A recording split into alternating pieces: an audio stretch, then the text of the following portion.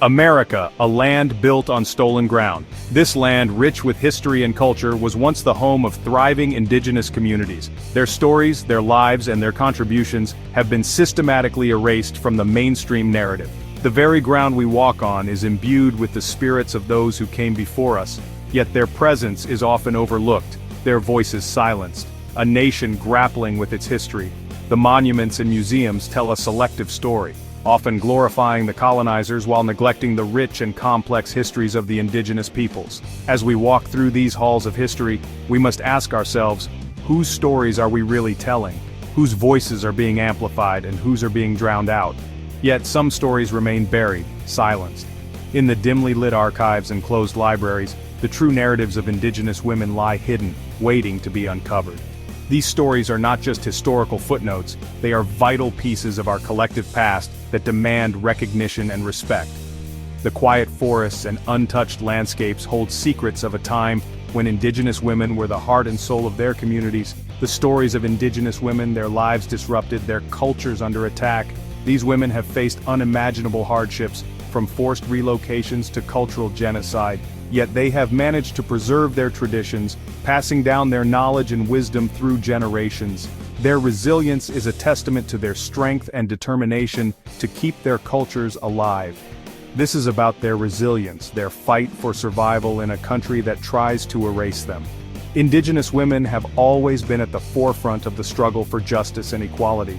From leading protests to organizing community gatherings, they have shown an unwavering commitment to their people and their heritage. Their fight is not just for survival, but for recognition and respect in a society that has long marginalized them. Their stories are woven into the fabric of this land, marked by trauma and resilience.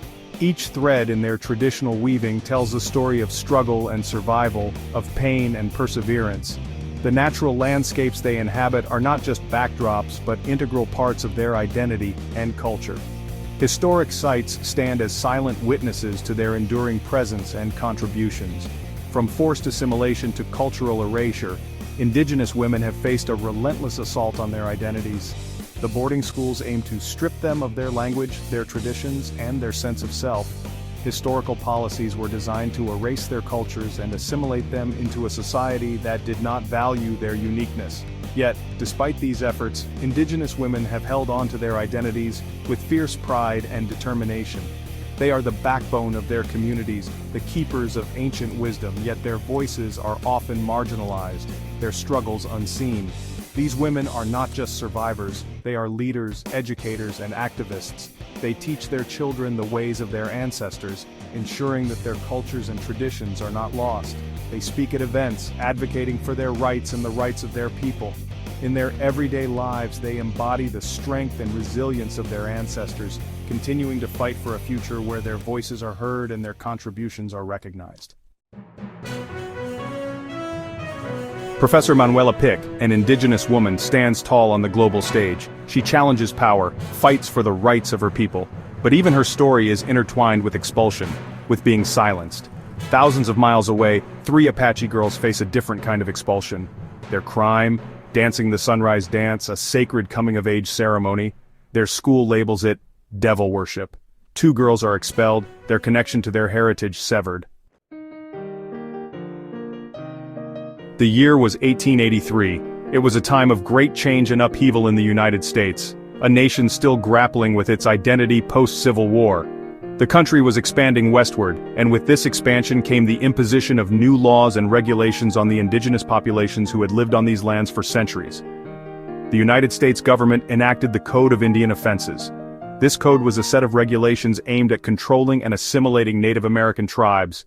It criminalized many traditional practices and ceremonies, labeling them as barbaric and uncivilized. The government believed that by eradicating these customs, they could force indigenous people to adopt Western ways of life. Traditional ceremonies were outlawed, deemed savage and uncivilized. These ceremonies, which had been passed down through generations, were integral to the cultural and spiritual lives of indigenous communities. The banning of these practices was not just an attack on their traditions, but on their very identity and way of life. The government sought to erase their culture, believing it to be inferior to Western civilization. Generations later, the echoes of this suppression still reverberate. The loss of these traditions has had a lasting impact on indigenous communities. Elders speak of a time when their culture was vibrant and alive, and they worked tirelessly to pass on what knowledge they have left to the younger generations. The resilience of these communities is a testament to their strength and determination to preserve their heritage. The 1978 American Indian Religious Freedom Act attempted to right these wrongs. This act was a significant step towards recognizing and protecting the religious rights of Native Americans. It acknowledged the importance of their spiritual practices and sought to remove the legal barriers that had been put in place to suppress them. However, the damage done by decades of cultural suppression could not be easily undone. But the expulsion of the Apache girls exposes a painful truth. The legacy of cultural genocide persists. These girls were taken from their families and placed in boarding schools where they were forced to abandon their language, dress, and customs. The trauma of these experiences has been passed down through generations, affecting the mental and emotional well-being of many indigenous people today. Schools, meant to be places of learning, become tools of assimilation, punishing indigenous children for honoring their ancestors. These institutions were designed to strip away their cultural identity and replace it with Western values. Children were often punished for speaking their native languages or practicing their traditions. Today there is a growing movement to reclaim and revitalize indigenous education, ensuring that future generations can learn about and take pride in their heritage. The long arm of injustice takes many forms. For some indigenous communities it arrives in the dead of night in the form of ice raids, families torn apart, fear etched on the faces of children. The Trump era saw a surge in these raids, targeting even those with valid claims to citizenship. Racial profiling casts a dark cloud, a chilling reminder that the fight for equality is far from over. The pain in the eyes of the Apache girls is a testament to the enduring legacy of trauma. This trauma is not just a relic of the past, but a living, breathing reality that these young girls face every day. Their tears are a silent cry for help, a plea for understanding and compassion. They carry the weight of their ancestors' suffering, a burden that is almost too heavy to bear. The history of the Apache people is marred by violence, displacement, and cultural erasure, and these young girls are the latest victims of this ongoing struggle. Their pain is a stark reminder of the injustices that have been inflicted upon their people for generations. It is a pain that is felt deeply, not just by the girls themselves but by their entire community. The tears of these young Apache girls are a powerful symbol of the resilience and strength of their people, a testament to their enduring spirit in the face of unimaginable adversity. Their expulsion is not just about a dance, it's about the stripping away of their identity, their connection to their ancestors. The traditional dances of the Apache people are more than just performances. They are a vital part of their cultural heritage, a way of preserving their history and passing it down to future generations. When these young girls are prevented from participating in these dances, they are being denied a crucial part of their identity. It is a form of cultural erasure, a way of severing their ties to their ancestors and their heritage. The dances are a celebration of their culture, a way of honoring their ancestors and keeping their traditions alive. By preventing these girls from participating, they are being denied the opportunity to connect with their roots, to feel a sense of belonging and pride in their heritage. It is a cruel and unjust punishment, one that has far-reaching consequences for their sense of self and their connection to their community. Imagine their confusion, their sense of betrayal. These young girls are being punished for embracing their culture, for taking pride in their heritage. It is a confusing and disheartening experience, one that leaves them feeling lost and betrayed. They are being told that their culture is something to be ashamed of, something that should be hidden away and forgotten. This is a devastating message for these young girls, one that can have a lasting impact on their self-esteem and their sense of identity. They are left feeling isolated and alone, unsure of where they fit in or who they are. It is a cruel and unjust punishment, one that leaves them feeling confused and betrayed by the very people who are supposed to protect and support them.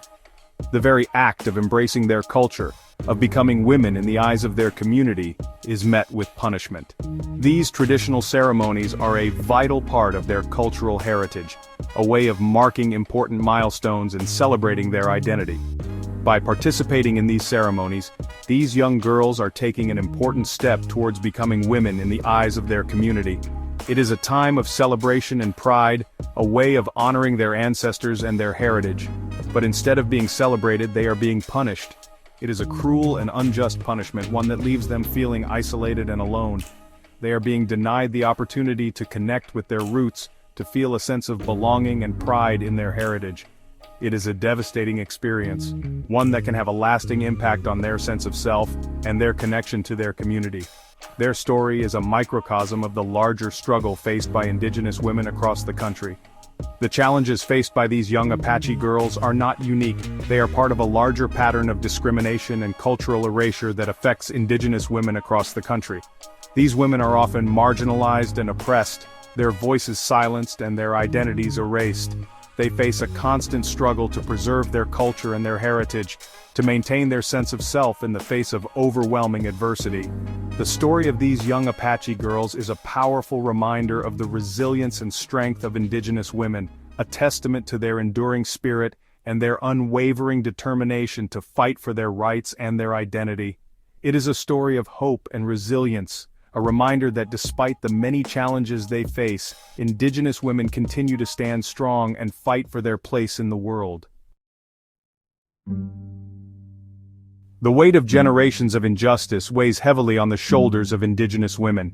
They carry the stories of their ancestors, the pain of forced assimilation, the fear of cultural erasure. Their resilience is remarkable, their strength drawn from the land, their traditions, yet they are forced to navigate a system that often fails to protect them, a society that too often turns a blind eye to their struggles.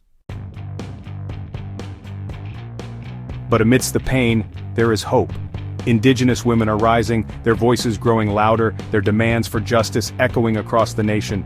They are reclaiming their narratives, sharing their stories, and demanding to be heard. From classrooms to courtrooms, they are fighting for their rights, for the future of their communities. Their resilience, passed down through generations, fuels their resistance. They are the keepers of their culture, the protectors of their land, and they will not be silenced.